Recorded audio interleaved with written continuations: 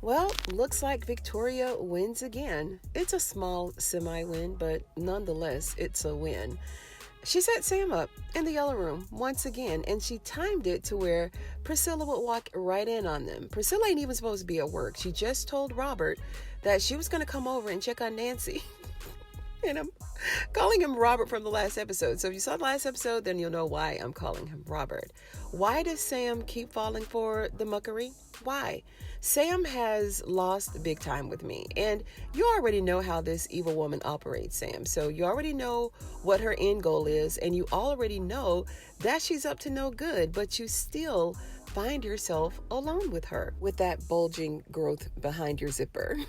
Sam, you're not really serious about repairing Priscilla's heart. You're not serious about mending your marriage, nor are you really interested in working things out with Priscilla. Because if you were, you wouldn't be caught up in that yellow room, entangled in the snare of that snake, Victoria's arms, all alone once again.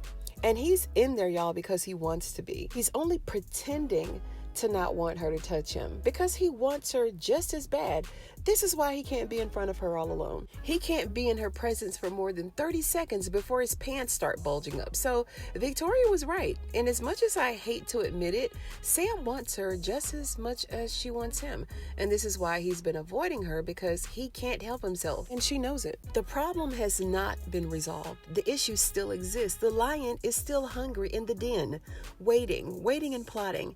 Sam hasn't pulled himself off of the detail yet. And he's had ample time to do it. He continues the same pattern of being alone with her. Like, stop falling for the okie doke. It doesn't take rocket science to just stop being alone with her. Just stay away from her, Sam. Stop allowing yourself to be a pawn in her hands. And all he does is just stand there saying, ma'am, right up until Priscilla walked in. And why is Priscilla still at work? Why is she bringing tea to the yellow room? Victoria just had a tall glass of Merlot. She don't need no tea. And besides, she already told you that she didn't want you bringing her anything because she doesn't trust you. This part just does not match with the last scene is what I'm talking about. But what I like to see in this little love triangle here is for the two people that are married to just make a decision to stay married or not. And I say this because she has to continue to talk to him as if he's a kid. In our next scene, we see her scolding Sam yet again about the same thing that pissed her off from the last season. Priscilla, just let this situation breathe, please. I mean, you see the man can't stay away from her, so don't even have the balls to just stand up to her and pull himself off the detail. Otherwise, he would have done it already. Let this hitter have that trash, okay, and going about your day. Because at this point, Sam don't deserve no more chances. He didn't have no business being that close to her anyway. She was close enough to hug him, touch him, rub him. Nah, I want to see things shifting with these three within the next episode or two, because otherwise I'm afraid that we're going to be watching last season play out all over again. In the next clip here, we see Manny. He showed up at the pharmacy in full army fatigue, trying to rescue Dale and take him to the raccoon camp. If you guys watch Ruthless, and you would have seen Dale and Manny in this exact conversation on Ruthless when they were at the grocery store. Do y'all remember? Dale was trying to come on to Manny, and Manny was trying to invite him up to the camp, and now they're meeting again. But Dale ain't really feeling the raccoon lifestyle. He used to see how they would come up in the store every Thursday, and he saw how the women couldn't talk to anyone and how the men talked abusively to the women. So he sarcastically said, yeah, okay, thanks, but no thanks. So I don't think that Dale is going to be going to the raccoon camp anytime soon. Lily finally made it to everybody's favorite hospital, St. Rhodes, and she's asking the doctor if he can stop the bleeding. Apparently the bleeding started back up again because in the last episode, she told the cat doctor She told the cat doctor that the bleeding had stopped about an hour before he had arrived. Can y'all believe that Donald sent a veterinarian over to care for Lily?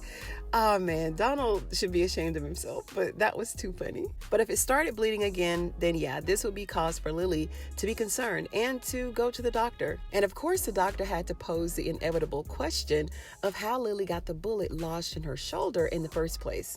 And this is all Lily wanted. She just wanted to tell somebody, right? She'll tell anybody who'll listen. She practically told Kareem her whole life story while picking up meds at the pharmacy. So maybe she'll do the same with the doctor. But Lily knows the consequences consequences that she may be facing with Donald if she says anything and starts to run her mouth. So she may just lie. So it's going to be interesting to see what her answer is going to be next week. Kareem. He's in quite the pickle, ain't he? And he don't know what to do. The last time Kareem went to the police, he found himself in the back of the freight van and hanging by his shoestrings from the Washington Monument. So the police station is the last place that he wants to go to report Barry mysteriously showing up on his bed.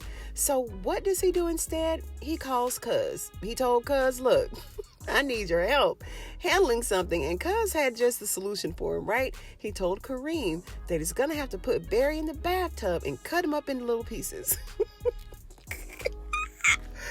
Oh my goodness. And just the thought of chopping up Barry's body, it made Kareem drop to his knees. So we see that this ain't going to be the option for Kareem.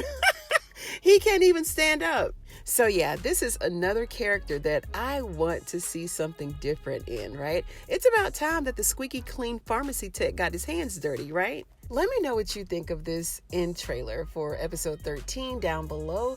And if you like this video, like and share the video with a friend. Don't be stingy because you know I'd appreciate it. And if you're a fan of Tyler Perry's The Oval, go ahead and sub to the channel for more videos just like this one.